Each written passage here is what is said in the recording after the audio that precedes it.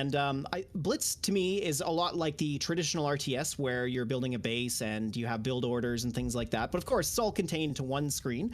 And as you're looking at Rivals here, you're probably thinking, wow, it's actually kind of similar because everything does happen on one individual screen. But actually, maybe I'll just let you explain, Ivor, because you played the game a little bit. Yeah. So, and I think that some of the biggest differences, I think, Rivals specifically, so it's a mobile game. So that's why when you're thinking like, why did they do this? Why did they do that? Obviously, that's a big framework of this is simplicity. Now, there is some similarities in the fact of you're building units, basically. So you're building units and you're balancing your economy with that. So you guys see there's some Tiberian on the screen here. You have a harvester that goes out. And so you're getting credits and you're buying units. Now, the big aspect of this game compared to Rivals, compared to Red Alert 2, those kind of things, we're not going to attack the enemy's, well, generally speaking, you're not going to go shoot the enemy's base. You control these missile pads. There's 3 missile pads. If you control the majority of the pads, that timer on the nuke starts going, the missile launches, and it's going to hit the enemy's base. So it's a really much more area control. It's all about controlling these pads, kind of jockeying for position. And then when it comes down to the units, similar to Red Alert 2, in Red Alert 2, we always talk about the Rhinos early on. The allied player has to try to get their tech to get the Mirages to counter that. The Desolator counters the Mirages. So that very countering aspect, you'll see that here. You might have a unit, each of the units are very specifically countering, strong against someone, weak against someone else. And as you're bringing out units, the opponent is going to be countering. You need to counter back, counter back, counter back. And then the interesting thing on this is that the fog of war continuously regenerates. So unless you are specifically in a vicinity, you can't see what the enemy has. So in most cases, and Jeff, correct me if I'm wrong here, in most cases, you're not really seeing what people are bringing out right away until they kind of get more into the battlefield. So there's a little bit more secrecy involved in some cases. Yeah, so the fog of war, as you said, it's different than how it works in traditional CNC games, where in CNC games, you uncover fog of war and then you see that area of the map pretty much for the rest of the game, unless of course you change settings. But in the way Rivals works is every unit has a range for how much it can see. So the majority of the units can only see, and actually one thing I should explain before that is you can see on the field there's a bunch of these hexagons all over. And so those are called tiles. And those tiles are the positions that you can place your units in. And so basically what ends up happening is, sorry, I've just lost my train of thought here. Completely lost my train of thought. Sorry, can you refresh me on what we were talking about? Well, and I think so. The revealing the hexagons is interesting, but what you'll notice in this is that these individual hexagons, it's very board game like. So you're in most cases you're only attacking the unit right next to you, and so in some cases like one unit will be blocked, and then 2 units are attacking him, and it's very board game like in that sense. The way the hexagons are set up. Yeah, exactly. That's right. So sorry. Go ahead. What I was getting at was, so there's basically a set of range for each unit. And so each of those tiles determines how far forward that it can see. So as an example, the overwhelming majority of the units within the Rivals only can see 2 tiles ahead of it. So for example, looking at the screen here, if you look in the very middle where the missile silo is located, let's say you've got a unit placed just directly to the top left of it. It's only going to be able to see as far as, say, the left pad there, those 2 hexes on the left-hand side, or it's only going to be able to see a bit of the right-hand side there. And there's only actually maybe, I think, 4 or 5 units in the game that can see 3 tiles. And those are typically very cheap, low-cost units. So as the game progresses, you don't typically see a lot of those in the game. It's more about the 2 range. So interesting. So some earlier units more like kind of like scouts, cheaper. Okay, interesting. Yeah, and so as you were saying about how you traditionally can't really see much of what's going on, as the game progresses, you're actually going to see that, well, in the replay side, we're gonna have Fog of War turned off. But in this replay, what we can do is you can actually see it from both sides. Oh, interesting. I see it. Yeah, cool. Sorry, go ahead. That's cool. As you toggle from each side, what you'll realize is, as you said, that for the most part, you're not really going to be able to see the other side so much. And that is actually a critical strategy in the game, is being able to see what counters they're making immediately, because you're in a much better position where if you see what unit they make, you can respond to it. Whereas if you're not able to see what they make and you can't respond to it, you might end up building something that actually gets hard countered. So it's a pretty important aspect of the game, actually. Interesting. Yeah, knowing what your player, I mean, and when we see that same thing in Red Alert 2, as soon as one one player, and it's very similar in this actually. You're on lower tech units, they're cheaper, they're faster, they're getting it done, and then all of a sudden there's a slight delay, and you're like, wait, where's the enemy units? All of a sudden, boom, he rolls out the big one. You're like, oh, damn it, he pushed tech. Now I'm still on sticks and stone tech. Right. This guy's on higher tech, and we see that same kind of thing in Red Alert 2. So let's, Red Bull, man, thanks for hanging out. He says, Jeff Rivals casting God, 1,000 biddies. Hey. Oh, Red Bull. I He's a good guy. Red Bull, thanks for hanging out, man. Oh, all right, so let's get this going. Should we hit the play button and kind of start talking through this? Yeah, so what we'll do, we'll play the match through, and then I'll just talk about some of the key points about what's taking place. Now, just for some context, this is a Tiberium League game, and what that means is Tiberium League is the top league in the game. So if you're familiar with, say, like Hearthstone, for example, their top league is called Legend. This is the equivalent of that. So the main way this game is played, and one thing I should point out to you, so Rivals is monetized. It does have a pay-to-win aspect to it, and you're going to see that in this match because this is a game played on ranked mode. However, one thing I do want to mention is that when we get into the tournament setting, we completely turn that off. So you might see these little numbers next to the units, and that's indicating what level they're at, and that is the pay-to-win model. But for this, we're just going to show you how the game works, and then we'll get into like an actual real competitive match. I just thought I'd get that out of the way because I know some people understand that Rivals is a mobile game. So gotcha. Yeah. But let's jump into it. So yeah, let's just hit play here. I'll do a countdown, and then we'll just watch the game. I'll talk a little bit about it, and then we'll carry on from there. Yep, hit it. All right, 3, 2, 1, let's go. Yep, Alicia with the follow. Alicia, the Rivals GOAT. Can we fist pump? Avatars, give a fist pump. Thanks, guys. Alicia, I'm excited for the match today. All right, so we're getting into it right away. Both players sending out these units, right? And now there's kind of just scouting a little bit early on. I mean, what's the general incentives early on here? Well, so the first thing we look at, so Ensorger, he started out with that they're called war dogs, and they're basically electronic dogs, and they're pretty fun. They got these voice lines. And then Zhao Longo started out with something called attack bikes. And so that's actually pretty unusual because most of the time you expect to see what Ensorger has done, where actually, he started out with that low-cost unit. Can we use red and blue for this match? Just call them red and blue. I think it'll be easier to follow. Yeah, sure. That's a good point. So blue, what they're attempting to do, they've scouted. That's what the first unit they made, it was a scout unit. So it had that 3-tile range. So he makes that in order to be able to see more of the field and get an opportunity to see what the opponent's building. But Zhao Longo decided to respond with a very expensive unit with those attack bikes. They cost 30. So the problem is, the red side built those bikes. So the problem is he could get put on the back foot. Ensorger has a cheap unit to start out with. Zhao Longo start without something expensive. If he gets hard countered, that economy is going to be a problem for him. Now, as we're seeing the game progress here, we see all 3 pads taken up, and this is essentially how the game is played. The main way to win is you secure as many of the pads as possible, and then in a moment here, what you're going to see is whoever secures more of the pads will get to fire the missile from the main missile silo. But as you see here, look at this, a little bit of a flip going on there. Yep. Zhao Longo, the red player, looked like he wasn't going to win that missile, but with very careful and smart positioning, he was able to put his units onto the pads at the last moment and able to win that missile. And now you see Ensorger, he's halfway down. So one more missile and Zhao Longo wins this game. Yep, and that's the important thing to note here, guys. So we talked about these missile pads being everything in this game. So look at the control right now. Red is controlling 2 pads. So the missile is gonna, if the missile launched right now, it would launch at blue. You guys see the bases? The base, they have 2 health each. Basically, each base can take 2 missiles. Theoretically, the base could be tacked directly. That never comes up. It's almost irrelevant from what I can tell. So it's all about the missiles. Now, right now, there's only 2 pads controlled. The missile's at a standstill. So when you see a pad go yellow, that means it's contested. So, you know, obviously no player controls it, but right now it's red because red controls 1.5. Now it's tied. You guys get the idea. All about the pads, all about the missiles. Exactly, yeah. And one key thing you'll see throughout the matches is that every map that we play on puts these pads in different positions. Sometimes it might not even be 3 pads, it might only be 2. And then you can see like there's different environmental factors, like where the Tiberium fields are placed. There's also these rocks that ground units can't go over. So these are some of the different ways that change up the way Rivals games play out. But as you said, the most important thing is firing the missile and controlling the pads. And we see here Ensorger making a pretty good pushback as he's got the top left pad secured, but Zhao Longo does have the far right. He can potentially take this bottom pad, and that's what he needs to do if he's going to win this. But look at this blocking here. Can't get onto the pads. So, wow, nice comeback from Ensorger, hey? Yep. And so and it's hard to appreciate that because someone can control the pads 99% of the way, but if you steal it at the last second, it's going to launch at the enemy, which is kind of an interesting mechanic to note here. And the big thing is the blocking. There's individual hexagons. You can't move through another unit. Is there any exceptions to that? Can any units move through each other? Yeah, so flying units. Looking at the decks here, there are actually 2 or 3 flying units in play in this game, and we're starting to see the first one. You see those laser drones that are attacking the big tank, the red or the blue Yep. tank there.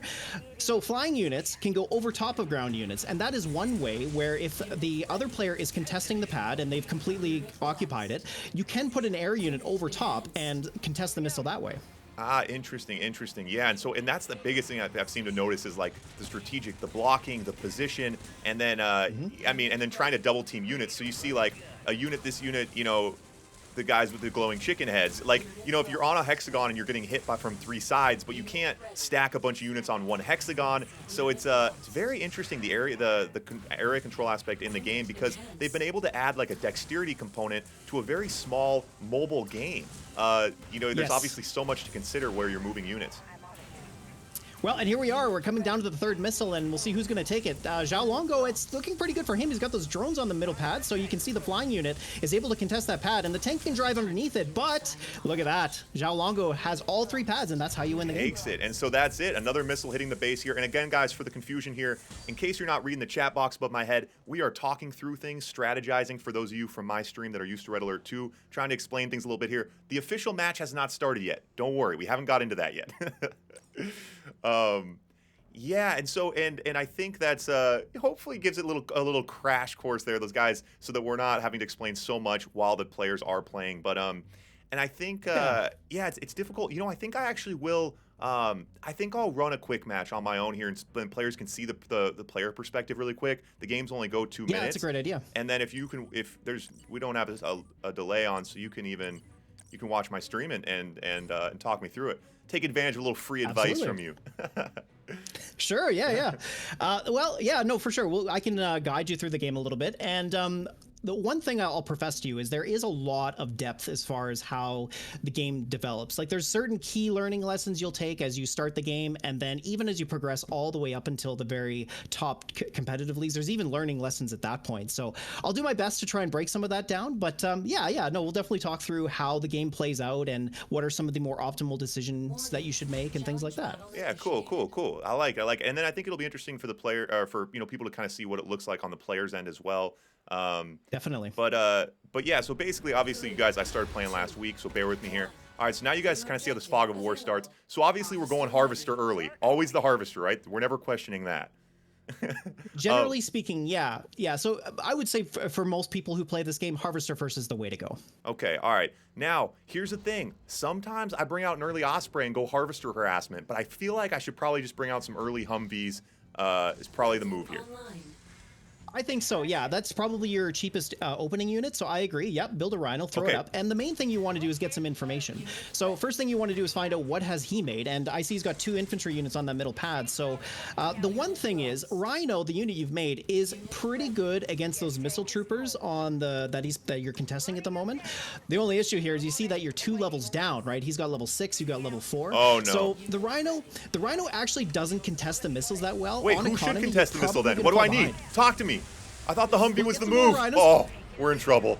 We're in trouble. All right, we're putting up a tower. Yeah, it's a complicated game, but you're in good position now. I mean, don't worry about losing the first missile. That's perfectly fine. We've got 2 more to go, and there's lots of opportunities to take this game back. So what you've done here is good. Like, you got those Rhinos up on towards the middle of the map. I like that. That flying unit that he made, that was called a Talon, and it's a pretty cheap, low-cost unit where even the Rhino, even though it doesn't have amazing anti-air damage, it'll take it down relatively quickly. Now, the other unit built there, Pitbull, that is one of the best units in the game, and that's a unit to pay attention to because it has the option of shooting while it's moving, and that's called Raider. And that is one of the most powerful features in the game because yeah, being able to shoot while you move at the same time is pretty big. So okay, well, looking pretty good here so far. That Orca, which is that burst damage unit that he's just made, you did a great job taking it down using the Rhino with the Pitbull to support, so you're actually doing quite well. And really the main thing you want to do here is just shut down anything that could potentially disrupt what you're trying to do. Right. I feel like I'm scared of these guys with my Humvees. My Humvees can't take the helicopter. We got to run. We need this guy to take the helicopter. Well, you're going to lose the missile, though. No! We lost the game! I tried to win the battle, and I lost the war. I was too nervous, Jeff. Yeah. I'm excited about this, Jeff. You got me excited, man. I'm glad to hear that because I'm excited about this too. So, just a little preamble. So, of course, I come from the Rivals community, and I've played a lot of the original CNC games. I played the original CNC. I played Red Alert 1 and 2. I didn't play Red Alert 3 or anything beyond that. And I discovered Rivals because I found it in the App Store one day. And of course, I'm a fan of the CNC series, so I decided to play it and then just fell in love with the game. And I think for anybody who's really well familiar with the PC version of the game, of course, there's lots of differences, but the one real core element of the game that I think most people will latch onto is there's just a lot of really interesting strategic decisions that get put into the game. Because as you'll see, it's a very slimmed down RTS, but even though it's all fit onto one screen, you're going to see there's just a ton of nuance and interesting depth that goes on with the decision making, as you did see with that game that Ivor just played.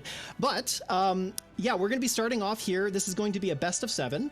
Of course, we'll see how far it goes. We don't know. These two players are two of the best in the community, so we prepared for you some really good competitive action from Rivals.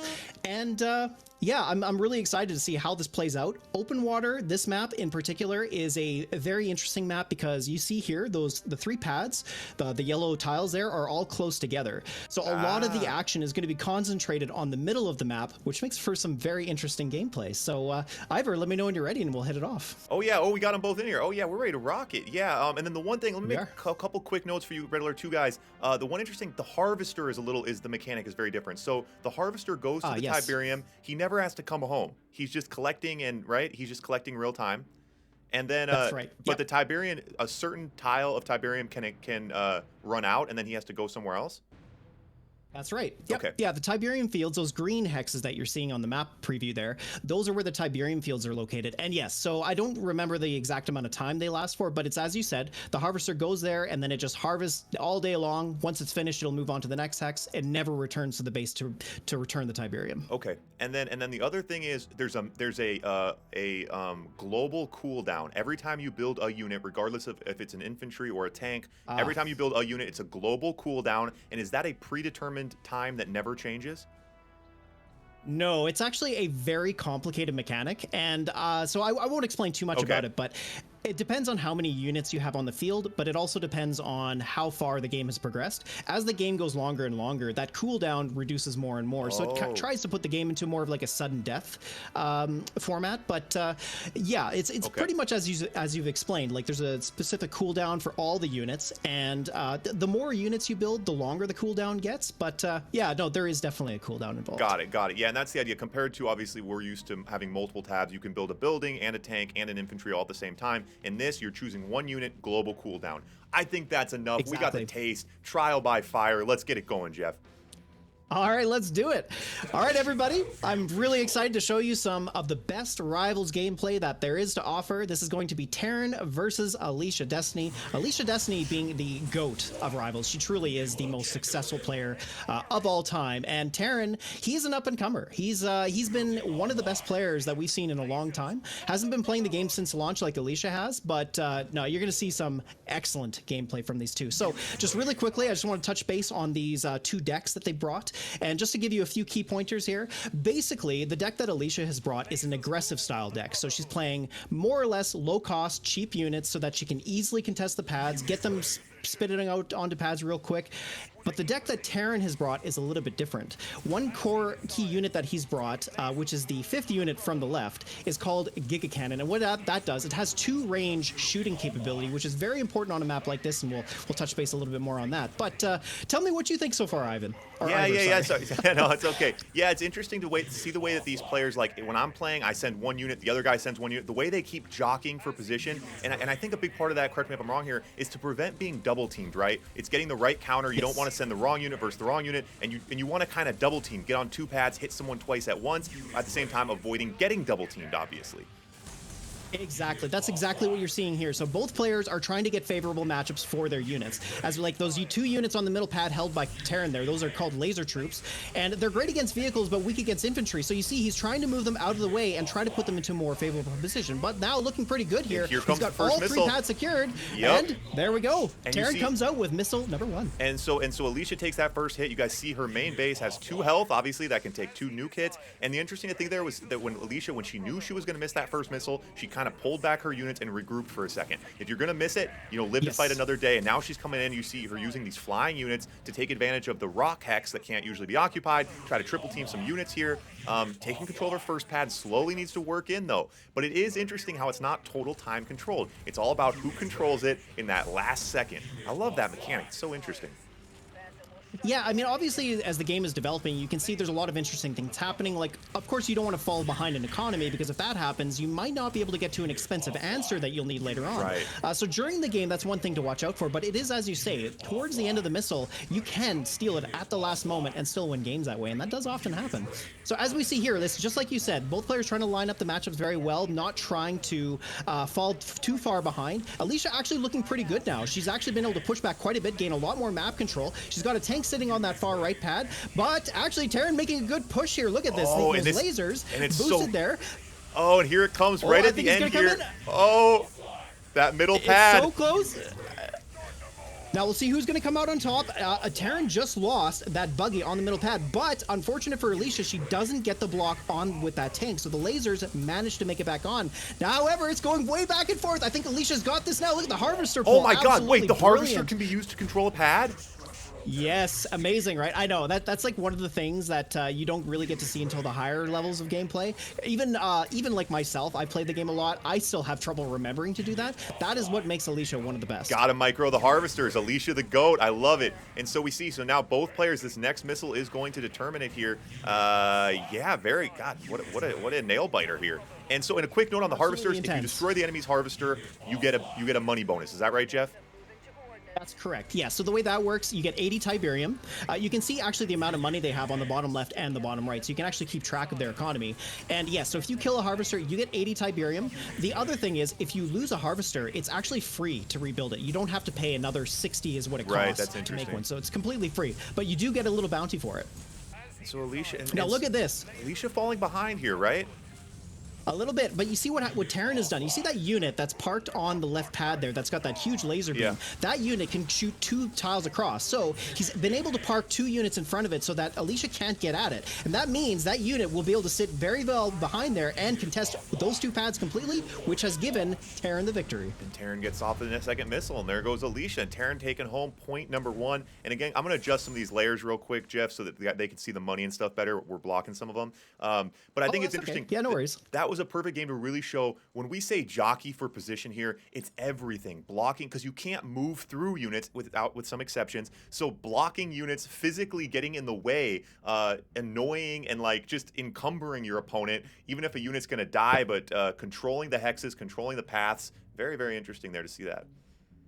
Right? Yeah, and that's probably one of the biggest differences with Rivals versus a traditional RTS is, I guess it depends on how you look at it. Some people call those cheesy tactics, where it's like you have to, win the game in unusual, unpredictable ways. But yeah, I think it keeps it very interesting, because as you saw that game there, like, these are some of the best in the game. And even though that is available to them, it went back and forth quite a lot, because both of them are very well aware of how to play the pads that way. They know that you can spam a flying unit over top of the pad and contest the pad, and then that might buy you time to get back into the game.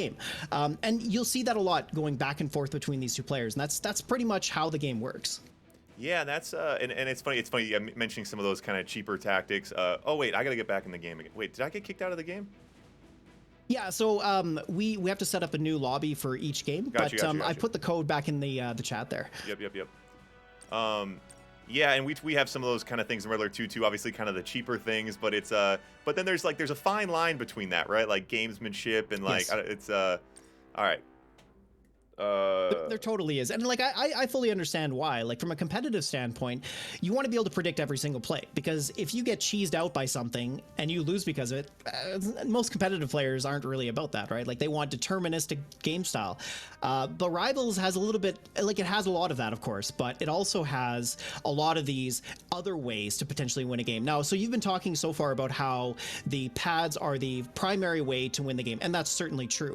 There is another way to win, potentially. actually, where you can actually destroy the base. So you could technically, instead of going after the pads, you could just send your units all the way to their other base. Now, that's a terrible idea, but there are some situations where that is actually the most viable strategy to use. You just don't see it that often, but yeah, no, it is still a possibility. Yeah, it is interesting to note that, and it's fun to have that there are like those backdoor options available. But obviously, you guys see the missiles, the crux of it here, and I'm ready to rock, Jeff, whenever you are. I am too. So let's jump into game number 2. Terran taking home that All first right, one, guys. and so you talked about Alicia, a bit more of an aggressive strategy early on, and Terran was able to get stronger units and you know outdo her speed, I guess, in that first point. Is that kind of what we saw? Well, yes, so there was that, but there was also the deck choice that Terran brought. So one big element of strategy with Rivals is your deck choice. So you can choose 6 units to place in your deck, and that gives you a lot of different options, of course, but it also is the basis for how well you're going to do in a game, because each map is very different, and there's enough variety of units where you'd want to pick certain units for a certain map. So what happened in that game, Terran just picked a really strong deck for that map, and Alicia, as great as she is, she just had a lot of trouble overcoming that gap between the hard counter that Terran brought versus what Alicia brought. Now, looking at this game here, we see there's actually a bit of a switch, because Alicia now has these 2 range units. Those snipers, the ones that are shooting the bullets there in the middle, those have 2 range. So Alicia's now trying to take advantage of that same thing. But look at this, the pads are contested. They're completely stalled out. And this is a 2-pad map, not a 3-pad map, so it's a little bit easier to see a stalled missile. But Alicia really pushing Terran back here. Look at that. Was able to secure that top pad, and without able to getting on the bottom pad, that gives Alicia missile number 1. So a bit of a switch from the first game. Yeah, the 2 pads. Now, are they always 2 or 3 pads, or do we see other differences? It's always going to be 2 or 3, but one difference you'll see is that, well, actually not in this series, but on some maps, there are pads or maps with pads that have 4 hexes instead of just 3. So that is one of the other differences you might find. Gotcha. And so, and I guess so one thing I... Oh, sorry, go ahead. Oh, no, go ahead. I was just going to say, one thing I want to point out here. So I talked a little bit before about the strongest function in the game being called Raider. So the unit in the middle of the field there, the one that's firing down, the flying unit, you can see how it's firing while it's moving at the same time. And you can see how Terran is parking that unit over top of those infantry units. This is a very high level way to play the game, as what he's doing is he's absorbing shots with his infantry unit while returning fire with his air unit. So it allows him to gain more value out of it. But look at this, Alicia completely turning things around. That bomber came out completely decimated the top pad, and of course, like we've been talking about, this game is played on the pads, and well, because Alicia could clear them a lot easier, that gives her the victory. Takes home a quick one there. Takes home a quick one. And so that was a pretty big tech push at the end there. I mean, that was a very expensive unit, that bomber that came out and cleared things. It was, yeah. Like it's so as far as costs go, so the cheapest unit in the game is 10, and then the most expensive unit in the game is 230. So there is a huge disparity in terms of cost. But one thing I will mention, so for tech units, there is an entire other category of units within this game called tech. And so for any CNC players out there, you're probably familiar with that. Those are your, like when you build a tech lab, you gain access to your tech units. And it's the same thing in Rivals. They even call it the same thing, the tech lab. And let me just get the game started here too. But basically, those units you're probably not going to see too much. The one issue with this game is that those units take too long usually to get out onto the field, because the best players in the game, what they've been able to do is they've been able to close out games before that even happens. That early aggressive push, yep, that makes sense, yeah. Right? But having said that, that unit that you just saw there, the bomber, that is one of the few units that is quite expensive, but is still actually quite playable. It costs 110, so it's about middle of the road for as far as like where the costs lie. But it's very impactful. As you saw there, it was able to completely turn that pad around. And yeah, it was a late game option, but worked out very well. Yeah, I think that's oftentimes the decisions in these kind of games, and we see it with the deck building aspect. And I think maybe we should have touched on that a bit more. But basically, how many different units does Alicia have to choose from to build her deck, basically, before the game starts? There's I'm trying to think of the number. It's around 40, I think 40 units in total. So there's quite a few. And she's building, but her deck, so the decks are always 6 units, right? You're choosing 6 units, and they're changing in between points. Like she might change it up now, right?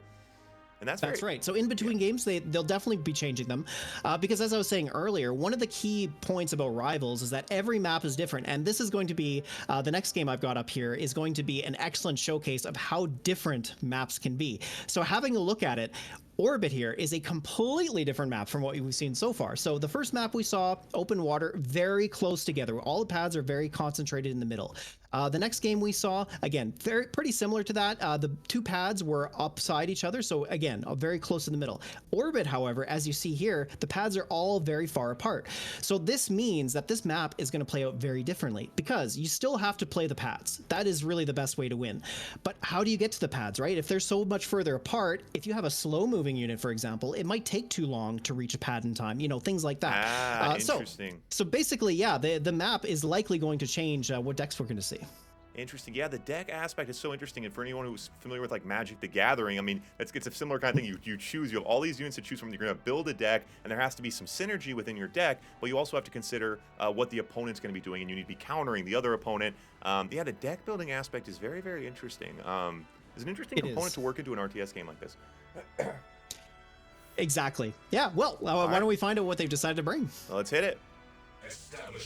So 1-1 guys, here we go. Love it, love it. 1-1 barn burner, man. And now we see. And so sorry, repeating. Is it usually 3 pads or 2 pads? Is that the most common? Yes, it's either going to be 3 or 2. Got it. Now, just as I was talking about how we don't see tech units usually, actually, that's changed. They've decided to play some tech. So the unit I'm referring to is, if you look at the very bottom, the far right unit in both of their decks, that's called a Rockworm. I'm trying to remember which CNC game that came from, but actually one thing you might recognize if you're familiar with a lot of the CNC games is all these units are from previous CNC games. I don't think they actually added one that wasn't in a previous CNC game, or there might be 1 or 2, but almost all of these come from some CNC game. That was one of Greg Black's missions when he was helping develop this game, was to make sure that all the Command and Conquer elements were correct. So anyways, like I was saying, we might potentially see a tech match, which is actually really cool, because the tech units, even though they aren't competitively viable compared to the cheaper units, they're really cool. So I'm excited to see that. But as you see, like a completely different deck from both of these players, and not only that, they're not playing GDI anymore. Now we switched over to Nod. And so both players chose to switch to Nod. Wait, remind me what the difference is again. Yeah, so just like, so this is set in the Tiberium universe, which means it's Nod and GDI. So yeah, it's kind of hard to tell, right? Because both players share the same colors, like it's always red and blue, so it can be kind of hard to tell. But yeah, so they both decided to change into the Nod faction. But have a look here. I mean, look at this. We're trying to get onto the pad on the far left, but Blue did such a much better job of holding those 2 bottom pads. Alicia tried really, really hard to get that unit onto a pad, but Terran, he was just playing the pads better. He had that original positioning. He was in place to allow the blocks to work, so that gives him missile number 1. Yeah, and it's and playing the pads, man. That's what it's all about. Man, these colors are throwing me for a loop. The colors of the players keep changing. I'm like trying to update the scoreboard. All right, because I know my guys are going to be getting confused on this. All right. So attacking the harvesters isn't really viable. It doesn't happen very often, huh? You know, actually, there's a huge meme in the Rivals community about that. So yeah, actually, generally speaking, attacking the harvesters doesn't make a difference in the game, but so many people do it. It's the funniest thing. Like almost every new player that joins the game, they all try to go after the harvesters. But like you said, and I'm actually really impressed that you pointed that out. It doesn't usually happen, but take a look at this. Those rockworms have made appearance, and they do exactly what tech units do. They're huge. They do unique things. Oh my god! In the case of the rockworm, yeah, look at this. It burrows underground, so you actually can't even shoot at it while it's moving, which is kind of cool. But also another thing I'll point out, you see that both players actually have 2 harvesters now instead of just 1. So you actually have the option of running either 1 or 2 harvesters if you so desire. But well, as we've been talking about, this game is played on the pads, and so far Alicia looking pretty good. She might be able to take this back. She's got the top pad pretty well down. That little lone laser trooper at the very top, MVP of this game so far, manages to block out the tank, and that secured the pad for her. So it's amazing, right? Like it could have gone down so quickly, but it just worked out at the end, right? So Terran switching over to obviously a more expensive tech move here and attacking those harvesters, which is going to give him an economy boost. But and so Terran with a lot of these, and I guess Alicia's countering with her own rockworms. Is that what they are? They are. Yeah. That's absolutely nutty. You don't usually see games like this, but it's great. I'm glad we get to show this off. Because what's happened at this point, we are at the point in the game now where the economy is completely fully ramped. So the amount of money that they're earning is at the most it can possibly be. And of course, for expensive big units like the Rockworm, which you can see at the bottom there, costs 120 per unit. Well, you need some cash money to make that possible. And Alicia here really trying to get her economy back online. Both players lost their harvesters, so of course their economy slowed down a lot. And that's important because One issue is they're not going to be able to get to their late game options. But Alicia looking pretty good here. I mean, she's got those laser troops on the bottom left. We got a rockworm trying to chew them through. Terran now on that far right pad at the bottom, able to stall the missile just a little bit longer. And we got those flame troopers coming in from behind. They're going to shoot down those infantry very quickly. But that rockworm up top looking a little bit lonely, don't you think? Yep, both guys chilling as the battle happens on that bottom left pad here. Whoever's going to take control, and the missile's about to shoot. So that everything on this bottom left pad right now, who's going to come out on top? Right? Exactly. Yeah, and it's been going back and forth a long time. We're almost over 4 minutes into this game, but I think we're starting to see Terran turn this around. But the boosted harvester, oh man, you love to see that stuff. Brings the harvester trying to delay, but he blocks, and Terran is able to block that pad out, get it the second missile. Oh my god. That was a wonderful game of Rivals. Wow. That was great. Oh yeah, that was like one of the best showcases of the game I think we could possibly show you, where even though I would say like deck wise, like the decks they brought weren't like top level competitive decks. Actually, they had a lot of really high quality units, but that was exactly what I would say Rivals is like. The game going back and forth a lot like that. So much counterplay in terms of how you move your units around. You know, there's so many different decisions to make. Like, do I go after the Harvs and try to shut down the economy a little bit?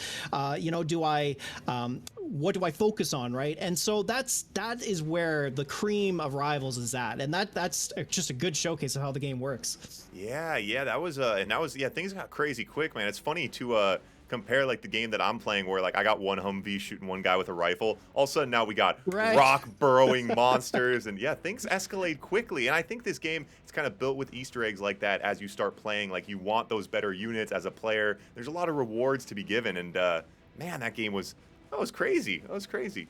Right? Yeah, and that's the thing. So like this game was designed from the ground up to be an esports title. When they developed the game originally, they even brought on some amazing talent from the esports world to try and develop it that way. Like they were saying, yeah, EA wants us to be shoulder to shoulder with FIFA. And so even though it never went that way, the thing is they built the game that way. So like a lot of the core elements of the gameplay are designed to be great for watching. So yeah, that game is just a perfect example of how crazy this game gets. And that is why it is so addicting. It is just an adrenaline-packed game within such a short amount of time. So yeah, it's exactly as you said. Yep, there's certainly no downtime with it. Things are rolling pretty quick. Balth, yeah, that's right. It is a mobile game. And I assume, wait, do Apple and Android users play each other? Is it the same system? Yeah. Oh, yeah. Yep. Okay. Yeah, so it is a mobile game, platform, and it's free. It's a free mobile game, and then so we're using a program called BlueStacks, which is a free third-party program to play on desktop. But yeah, it's so like let's the play to win, or the pay to win. Yeah, that's an aspect of it, and when you're playing quick matches and stuff, obviously you can get in situations where there's players who have dumped a ton of money. But so when we're playing matches like this, we're turning that aspect off. I mean, essentially, right, Jeff? That's correct. Yeah. So on the game screen during the game, you'll see a little number that is on the top right of the unit itself, and in tournament matches like this one here, we shut off the level advantage. So that's the core pay to win aspect of the game, is you can level up your units. And what that does is it gives you 10% more stats per level, which I'm sure if you think about it, you're like, wow, that's like a huge advantage, because it gives you 10% hit points and an extra 10% damage. So if you have even one level up on somebody in a competitive format, yeah, it completely devolves the game. Like, it just doesn't even become competitive at that point, because the person with the level advantage has such a huge advantage that if skill level is equal, the person with the level advantage is going to win. But the beautiful thing is, and this is kind of what I was referring to about the esports aspect of the game, is we can shut that off. So that's the beautiful thing about doing this, is when we set up these custom matches, you have the option of either enabling the levels or turning them off. And of course, for us, for competitive junkies, we just turn them all off. So yeah, no, this is exactly just equal levels, no pay to win aspect at all. It's just the game itself. Yeah, and that's it's nice that we have that option. Because yeah, it's obviously, you know, people don't love the whole pay to win aspect, but it's nice that we have this option for tournaments, things like that. We can always turn that off, get in here, get these kind of matches. Love that. Exactly. Yeah. And for us, I mean, the competitive community of Rivals, this is the only way we play tournaments. We would never ever turn levels on. That's for ranked mode, you know. So let them deal with it. Okay, real quick, Jeff, is there any way to control what player gets what color? Is it random? I think it's random because if both players choose the same faction, I think it just goes red on the left or blue on the left, red on the right. Noted. I think if it's Nod versus GDI, I believe the GDI player will always be blue and then the Nod player will always be red. But yeah, it basically depends on which side they're on.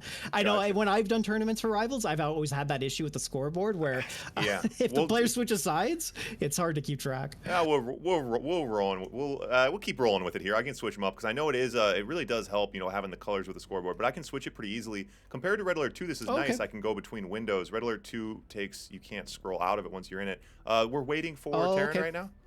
Is that right? Yeah, so I think he just decided to change decks a little bit here. He was in, but I think he's decided to pick something else, so he should be back right away. Gotcha. Snark in the house. Snark just in time, man. A couple of GOAT rival players. You're gonna love it, man. IXAQQW. You need a better name, man. I can't shout you out on stream. IXAQQWW. Can we call you something different? How about Brent? We can call you Brent. How about that? Let me know. We'll come up with a better name, man. Redeems the hydrate. I appreciate it. All right, Terran's in here.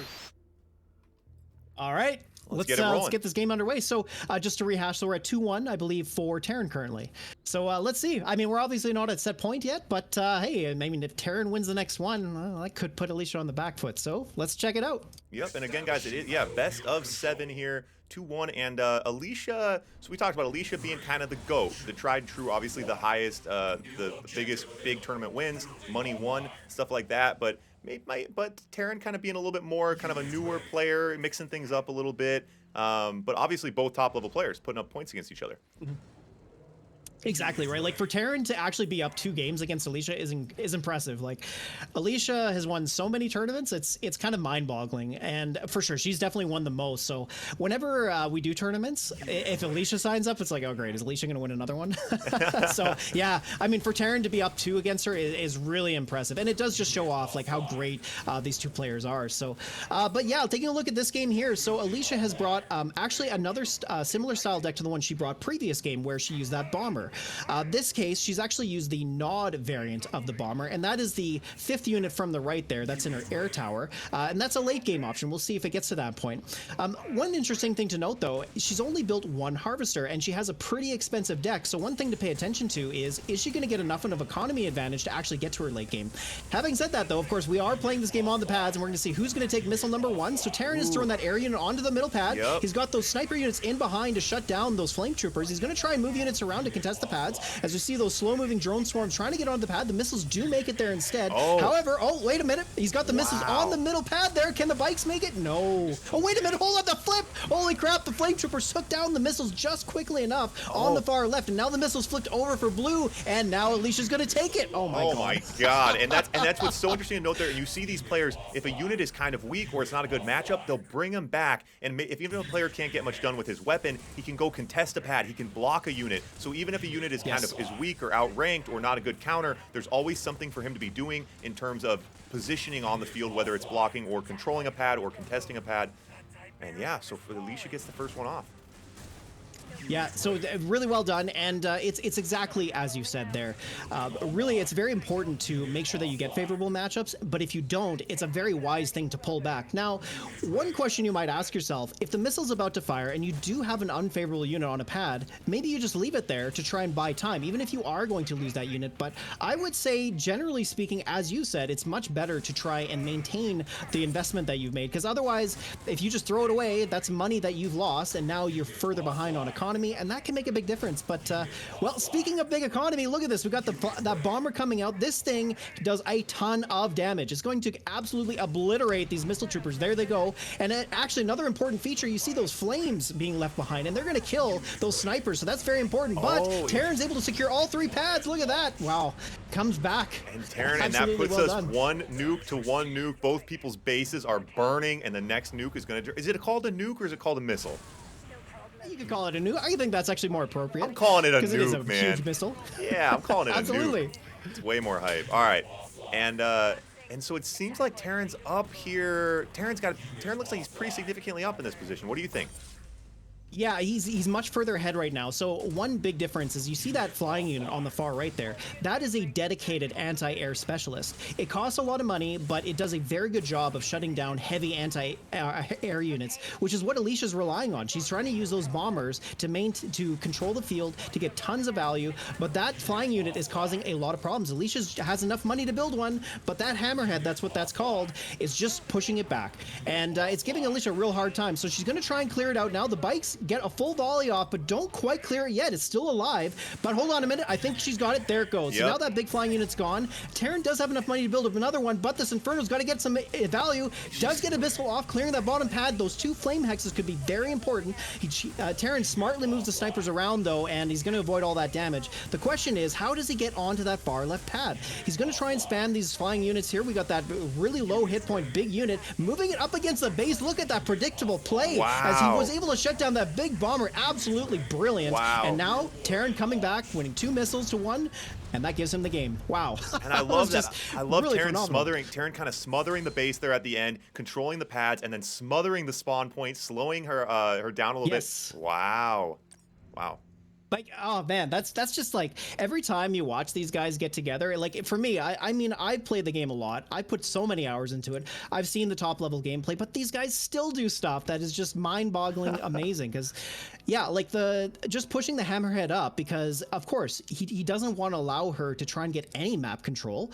If she gets a bomber out and it potentially flips a pad over like we saw in that previous game, well, maybe Alicia stalls the pad and gets back into the game. But no, Terran was like, no, I'm not letting that happen. Push against the spawn point, and that just shut things down. So yeah, absolutely amazing stuff. Yeah, it was interesting, and I kind of thought I was so Terran. We saw obvious control of the map, had his high-tech units out, was nice control of the pads, but then we did see Alicia made an interesting push, and she sniped the harvester as we moved into the late game there, sniped the harvester, slowing down Terran a bit, also giving her a financial boost, but wasn't able to leverage it. But man, it's a lot. Right, there's so much to look at.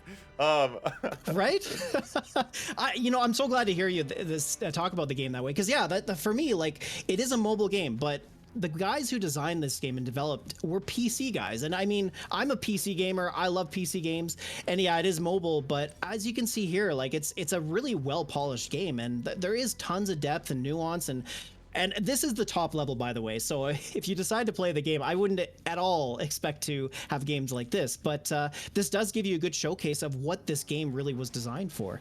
Yeah, so, and that's an interesting thing to note, because I think actually this game could be a bit deterring to newer players. I can tell you, this game, they have made it super accessible. When you first open it, it starts up, it says, build a rifle unit to come here, do this. It walks you through, and then when you start at a low level, you only have a few units to choose from. The gameplay is slower, there's slower units. It's still fun, but they do a really, really good job of edging you in. They don't drop you right in the hot water. The games look very different than this, and in a good way as a new player. It's much more welcoming. Yeah. And we did get, and Artie did redeem the lucky unicorn here. So we got a lucky unicorn going to come out for Alicia. Now, any of you guys new to the stream, this doesn't actually do anything, but in theory, it could do everything. So Alicia now has the lucky unicorn. It is match point if Terran can take this one home. But Alicia with the lucky unicorn, super OP. We'll see what happens. Both players look like maybe they're switching up their decks, strategizing a bit here for this next point. Yeah, so this is a map where we might see more two-range units. So like in that first game where we saw all the pads close together, and Terran was able to bring out that unit that had that giant laser that could shoot across the pads. This is another map where units like that actually are quite good. The question though is, if Terran decides to play that, Alicia might anticipate that. She might go, well, obviously this is a good map for that unit. You played it in game number 1. You're probably going to bring it for this game because this is match point for Terran, and he's probably going to try and bring the best thing possible. So that's always the question, right? And that's what the real interesting aspect of deck building comes into play for this game, is anticipating what kind of deck your opponent's going to bring, and then thinking, okay, well, then I need to bring this. And that does make quite a difference in terms of how the games play out. But, well, here we go. We're ready to get the game going. Are you ready, Ivor? Yeah, let's hit it. Match point if Terran can take it home. Alicia fighting to stay alive. And I guess I should have mentioned the hype involved here. We got $25 sponsored for this match, going to the winner of this best of 7. So again, match point if Terran can take it home. Oh, I got to switch the colors. All right. And so this map, any special considerations to consider on this map? What should we expect? Well, the main thing I'm looking at are the two decks that these players have brought. So the one key thing I'll point out is Terran has brought a deck with 4 War Factory units. So when you're building a deck, you have 4 different buildings to choose from. You can put units from Barracks, War Factory, the Helipad, and also the Tech Lab. So of course, you can try to spread that out. Like you might bring 2 units from the infantry, you might bring 2 war factory units, 2 area units, etc. But interestingly, both of these players have decided to go real heavy into one building, which is pretty unusual. Having said that, though, Alicia might have a bit of a harder time because Terran, he's actually got really good options to deal with all 4 of the units Alicia has in her deck, whereas it's not quite the same for Alicia. She is going to have to rely on that very expensive unit she's got at the end of her deck to try and shut down what Terran's bringing. So this game, the way it will go, Terran's going to really try to close it out quickly. And looking at it, I mean, check this out. Terran is just over a minute. We're about to get into missile number 1, and timing-wise, that's pretty good. So it's so far looking pretty good for Terran, but Alicia making a bit of a flip here. She's trying to block those flame troopers from getting onto that far left pad, but wasn't able to, and now Terran or Red has got both 2 out of 3 pads secured, and that gives him missile number 1. And yeah, timing-wise, it worked out pretty well. However, if this game continues to draw out too much longer, that's going to give Alicia a big advantage.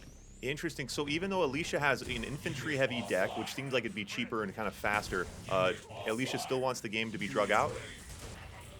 Yeah, so the problem is the only unit she has in her deck that is actually going to shut down Terran's vehicles is her Grenadier. So that's that unit, the infantry unit that's on that middle pad there. And so that is an anti-vehicle unit. Other than that, the only other anti-vehicle unit she has is Pitbull. And that's that unit that's now on the middle pad trying to shoot the tanks. But as you see there, the tanks just absolutely obliterated it. So it's not going to do the job. The only unit she really has that's actually going to do some work for her is that Titan. That's that big unit on the far right. We'll see if she gets there. But actually, looking at this, you know what? She's doing a pretty good job fighting back with her infantry units. These Grenadiers on the bottom, although they are a bit of a liability because you see here, Terran's spending 40 on those units, and then Alicia's having to spend 70, so that's a big economy advantage. But, you know, Terran might just close out the game here. He's got all 3 pads secured, and Alicia's not able to really contest at all, so doing everything she can to try to block those pads, but Terran takes it home.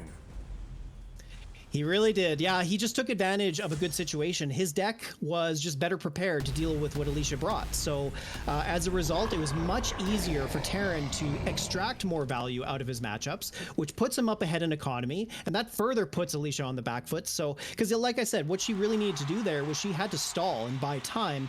And that would have given her enough time to potentially get enough money to buy her very expensive unit, which if she had got there, that unit shuts down Terran's deck completely. But unfortunate, she just wasn't able to get there. Yeah, and like you mentioned, obviously Terran knowing that. Wait, do you see the opponent's deck? You don't see the opponent's deck.